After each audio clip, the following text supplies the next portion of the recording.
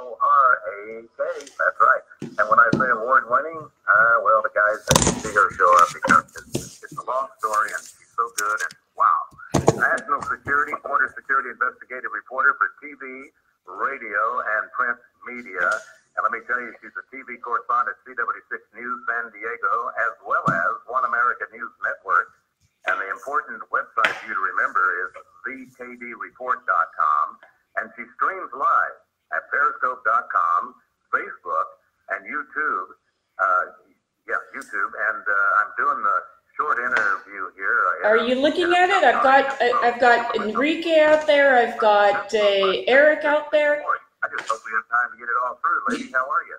I'm fine, thanks. I'm watching. I'm looking at. We've got a lot of listeners that are watching the live stream here, so I just want to shout out to everybody watching, and hopefully they'll learn a little something about the EMP, and hopefully we can set aside a little bit of time to talk about this Judge Kavanaugh situation. Yeah, she just wound up her testimony. I know. I've been watching it off and on, and the amazing thing was the airplane. That's I kind of thought that was coming. You know, flies all over the place, but I couldn't fly because I'm afraid of small places. Yeah. Go ahead. Well, and I think with that, and I think that really after, I mean, and I watched most of it all morning long, and I think, you know, an unlikely senator actually summed it up best, and it's Lindsey Graham. He's been known to fight President Trump on a lot of different issues. He obviously ran against him in the primaries, but he came out and he basically said, so look, okay, I understand, you know, that she has a faulty memory, but we can't send the FBI out to no address, no time. There are no corroborating witnesses. We have nothing. There is nothing for us to assign to the FBI to do this. It's nothing more than stall tactics. It's very sad that the Democrats are doing this at the late hour. They had the information back in July. They did nothing with it. They waited to put it out until now because they want to derail the president's Supreme Court. And I'm voting yes on Kavanaugh, regardless. So I think that he kind of summed it up to saying, look, it's ludicrous. She's a female. She was near tears. She is very well spoken. I think that she, you know, was very soft spoken. It almost looked like she was like super sleepy at times because they wanted her to be like feeble and, well, my whole life is ruined and all of this. But I think most women, and I've talked to a lot of women here in DC about it, we're appalled because what this sets back are the women who are actually attacked by men, whether it's domestic abuse or rape or sexual assault, whatever name you want to put on it. Those women are going to be the ones that are going to go, I don't want to be put in front of the cameras. Why am I going to come out and talk about it? So that's the disservice. I understand, Kimberly, there was no and still is no statute of limitations on the state where this supposedly all happened. Yeah. So she could have filed charges at any time. Yeah. And then some of the others that have come forward, like the third one from the attorney Avenatti. I mean, if you look at her age, she would actually be considered the rapist because she was in college and going to high school parties. So I don't even know how that plays into all this because that makes her look bad. He was, Kavanaugh was 15, I understand. I did the story a while ago. I believe it was 15 and she was 18 or something like that. Yeah. I mean, it's just, it's tragic that they're doing this. They're trashing. Today they talked about how she's feeling and what's going on with her and that the media, some members of the media are going after her. Well, nobody's talking about what's happened to Judge Kavanaugh and his family and his two young girls and what they've been put through. And they've taken this down to bitter partisan politics. And I think President Trump also did a great job last night at his press conference. And he just said, look, people, we're not going to get the best people on the courts or running for office if this is what we're going to do them every time they decide that they're going to be appointed for a position or run for office. And that's just flat out true. Yeah, it's, I think what it is, and I'll probably be doing this for a couple more years, it all boils down to the fact that they still can't get over the fact that Hillary lost. You know, and I saw some of the happy faces, the way they said, oh, boy, she's really good. You can see they liked it. Yeah, she's got this down really good. And maybe she did. I don't know. And who knows? You know, who knows? But when it comes to the Democrats, it's still the Hillary factor. They cannot get over it.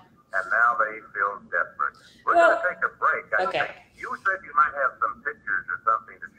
I do. So, I have pictures. I think you push the button that says don't let Chuck watch it. Anyway, we're going to be right back. All More right. from Kimberly Dvorak. We're going to get into this very serious subject in just a little bit. It's can an electromagnetic pulse attack send America back to the dark ages? Yes, and you'd lose your cell phone. Remember that. We'll be right No back. more live streaming.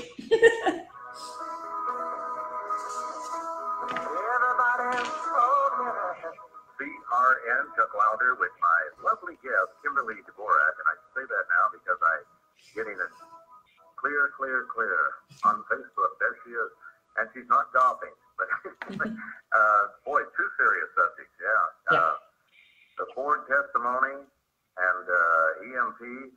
You know, isn't it interesting all the different places they found out? Well, let's see. I flew to Hawaii, Costa Rica, South Pacific Islands, French Polynesia. Mm-hmm. You know, of course, she goes back and forth to visit. Her parents live on the East Coast, and she's in Stanford, I think, or something. Yeah. I don't know. I just don't know. I don't think there was a real. I don't want to say there was a clear winner or a clear loser. I think the process in total is a loser for the integrity of this process. And I think that's what a lot of people come away with. There'll be a few sound bites the left will use, and there'll be some sound bites the right will use. But in the end, it's going to come down to a couple of senators, and they're most likely going to put him through. You know, hopefully he won't be like what happened with Justice Thomas. Obviously, we all remember the Anita Hill testimony, and that prompted, Clarence Thomas to really not speak whatsoever during any of the Supreme Court hearings it took him nearly 10 years before he actually asked the question because he was so humiliated by the process. So, hopefully this won't be the case here. Hopefully we'll all move on and get down to, protecting our country and getting down to the business the country needs. And one of the big things that our country needs to be protected from are these EMP attacks. Yeah, absolutely. And one other thing on the hearing, it was so refreshing not to have all the disturbance going on from the Democratic paid protesters. Yeah. And I'll put it right there. Yeah. Let's go to the EMP attack. Interesting, too, because I sent you that email about 1962 Hawaii before I'd read your report, and then I see that you mentioned that, too. And it just goes to show you, listener, if you think EMP is like flying saucers, you just check out July 9th, 1962, Hawaii, when the United States was testing 1.4 megaton nuclear warheads. And the amazing thing was they were 850 miles away in Hawaii, and it blew things out in Hawaii. We're talking about communication. It was actually an EMP, not an attack, but a disturbance. Would that be the word? Well, no, it's just the U.S. was testing. We, used the big bomb, and governments test weapons, and that's what happened here, and that's how they discovered that this electronic, magnetic pulse event could actually just cripple America. The numbers are staggering. If there was somebody that, there's a few different ways that these can be employed. And I've talked to several different people who are inside the intel community right now who are very concerned about this very issue. And they put together a couple of ways this could happen. What could happen is one of the leading things that our enemies, and by enemies, there are countries that are working actively to put together one of these EMP non-nuclear bombs. And that would be Russia, China, North Korea, Iran, China, again. There's a lot of words or a lot of, interesting ideas and thoughts that, they might be feeding the information to North Korea. We don't know. Now it seems like we have a better relationship with North Korea. We'll see on that. But you look at America's enemies, and they're actually actively developing, trying to get this type of bomb. And how it would work is there's two main methods that they would most likely use. The first one would be that they would put it on a cargo ship, and because they built these containers to actually hold one of these cone-shaped bombs in it. They'd place it at the top. People around it would go, oh, that's just a cargo. There's the container, probably has cars in it or, you know, household goods or whatever. And if they were able to get that cargo ship into the port, then they would send this little missile out, you know, which they could control by cell phone, probably in Moscow or Beijing or wherever this may be going from. And then this would just burst approximately 300 miles up in the air. And the EMP attack, what it does is it fries, completely burns out all of the transformers at the energy plant. So there goes your electricity. So it wipes out the electricity. So if they were able to get into... It also, real quick, it also wipes out your car, all right? You know, and this is just a normal car. You think what happens if it's an electric car? Yeah. My goodness. Well, I mean, it's anything electronic. I remember 3 or 4 years ago in San Diego, maybe it was 5 years now in San Diego, where they had a power outage for 7-8 hours. And I mean, I was in my car trying to use my power charger to get my computer going, and your phones. Most people don't have landlines, so now you rely on the cell phones. None of that stuff would work. And the U.S. government, the EMP Commission, which has been set up now by President Trump, they've actually come out and stated that, you know, within a year, that 80 to 90% of the citizens of this country, so roughly 200 million Americans, would die, because you have to think that you're not going to get your medication anymore. People who have diabetes rely on refrigerators to keep their medication cold. That would go by the wayside. Yeah, I mean, you couldn't use your phone. You couldn't drive your car anymore. You couldn't go to the ATM and get money out of the bank. Your grocery stores would shut down. Everything. So this is the kind of catastrophic damage that could be done. And this isn't a nuclear bomb. This is something that's non-nuclear. And there are ways to go about protecting it. And that's, I think, what this commission is trying to do. And I think the president has really kind of looked at this and said, you know, we need to figure something out about it, because he's looking bigger picture than President Obama, who tried to do little things but didn't really think it was a serious type of action that anybody could take. Another thing is that we have rails that go north and south across that Mexico border. And another way they can get these weapons in the country, and say it went to Kansas, you know, the railway up there, you know, they could explode it in Kansas. Even more people would die, because now it would disperse in the center of the country and work its way out to both coasts. So, I mean, those are all things that are very real. There are all very things that need to be looked at by the U.S. government, and this commission's doing that. But we all have to keep this in mind. And there are different ways that we can protect ourselves in case something like this happens, because they said it could take 2, 3, 4 years to bring the bonders back to life. We don't even manufacture them anymore. They're all made overseas. So, I mean, there are a number of inherent problems here. And it's something, if you're a terrorist organization or you're an enemy of the United States, this is a pretty simple way to come at us. So that's, you know, we really are going to rely on people to really step up and harden these large power plants that we have, because right now we just don't have it.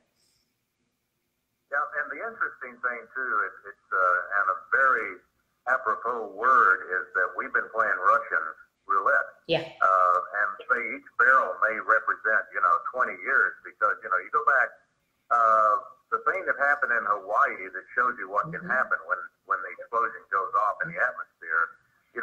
That was a wake up call, but nothing drastically has been done. Yeah. And now, hopefully, this president, who wants to put America first, is going to do something about it. But, Kimberly, I guess the main thing, is how long would it take to be able to defend ourselves? Because I've had guests on that say Russia, they've already got it now where the submarines can launch it. It goes up in the air and bam, half of the United States is dark. Yeah, I think, well, I mean, we have countermeasures, our at the Pentagon, Department of Defense. I mean, they work on all these issues. DARPA, works on this. They're working, they have programs that are up and running that we don't have any idea about, and I don't want to know about, because I don't want to give the enemies any kind of, hat tips. But is that only protecting government sources? Yeah. No. Well, what they're doing now is they're looking at, we have major, obviously, power grids across the country, roughly 2,000 to 3,000 of them. And what they need to do is they need to be protected by these special boxes. And just to give you an example, there's one company here, and this is for someone who's at home. It looks like a trash can, but they call it a Faraday box. And inside the box is insulated and it's airtight. So the transponder or whatever you put in there, like your cell phone, your radio, whatnot, your TV, if you put them in these little boxes, they are sealed completely, and the EMP threat won't get to those devices, and they would not be ruined. So, that's something. Now, let me ask you real quick. You held that up. It's Faraday? Faraday. F-A-R-A? Yep. Faraday box. There you go. For everybody's watching, there is. Right? Yeah. Okay. And for a small box, $25, and then up to large, containers, $12,000 is what you're looking at. But the U.S. government, at least now with President Trump, he's been giving the military a lot more money. They got a big budget increase, and part of the programs and some of the things that are going to be earmarked will be this EMP attack. I just don't think enough people are taking it seriously. There are quite a few people in the government that are taking it seriously, but it's something that most people don't think about, and it's very easy to get a dirty bomb into this country, from our southern border. It's another reason why we need to build that wall down there, not just for people crossing back and forth, but because of, the railroads. People can bring this stuff in the country, and railroads are really not looked at all that often, and people would be surprised how many drugs come across the border on the railway from Mexico to the United States. So, it's another method that we're going to have to look at. And, there's, all the ports of entry in our country along the coast. We're going to have to look at ways of hardening that, protecting that, so it can detect, any kind of equipment that may be inside containers that could do harm to the United States. The report also gets into the fact that, all right, let's say they do something, and it could be Russia, right? But the main thing that keeps coming up, and you mentioned, it's the Middle East leaders, fanatical religious zealots that would like to engineer the downfall of great Satan, the United States of America, if not all of Western civilization. And then you talk about, there'll be a retaliatory attack, okay? That's going to be interesting, but it's sort of like, we don't care. We're going to lose 70 million in Iran, but at least great Satan is gone. Yeah. Now, real quick here in the Facebook, all right, I'm sorry. Anyway, there's Jonathan Adler, A-D-L-E-R, is asking what city, and I don't know if he's talking about which city's in the one that's the most in danger, or is he talking about when there are two different theories. If you're looking at something coming by a rail, then you're looking most likely along the California, the southern border of California with Mexico, Texas, the border states there. If you're looking at ports of entry and you want to figure out who's coming in, and if it's something from China or North Korea or someone of that type, that's most likely going to be coming across the ocean, and that would put Long Beach. So any way you slice it, California is going to be the main target of this. And California is our most populous state in the country as well. And that's where all our high tech is, and that's where a lot of, our energy is created from. So they would most likely hit there. But with this EMP thing, it spreads. So, so you go to the Hoover Dam, and all of a sudden that'll get fried. And then those lines go to the next town, and they fry all the lines there. So it's just something that just kind of goes, and it would go coast to coast. So I just don't, I don't know. We don't know specifically who would necessarily come after this. When you see Iran, constantly going after the United States. And I'm talking their leaders, and we've talked about a lot of the protests, and of course the protesters want to get rid of the regime, and it's the regime that would, support a terrorist attack, since Iran is the world's leading state sponsor of terror. But, you look at, other countries like North Korea, they could decide they want to do something. They already have nuclear capabilities. So this is why, we need to build diplomatic relationships with all these countries, because we need to kind of keep keep your friends close, but keep your enemies closer. You need to know what they're doing, what they're thinking. And this idea has been around. This is nothing new. It's just nobody really wants to talk about it because it's pretty scary stuff. Yeah, and it's interesting how Hawaii keeps popping up, because in one of the reports I saw, they're talking about the state of Hawaii has more military bases than any other state. So that's the prime thing. They have 11 military bases, including Pearl Harbor.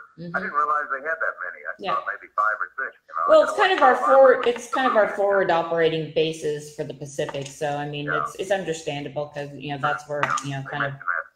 Yeah, so I mean, there are a lot of things there. I just think that I'm looking at Jonathan Adler. He's asking if the deep state could do something like this.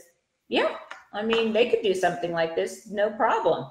How many people would die? I mean, there are certainly a lot of people who built these. I think they call them preppers. They've built special rooms in their homes so they could survive, and they have the food and water and everything to survive for a couple of years. Those people would survive. And of course, the elites, would, presumably go to underground, facilities that are completely protected, and they wouldn't die. Their families would be brought in.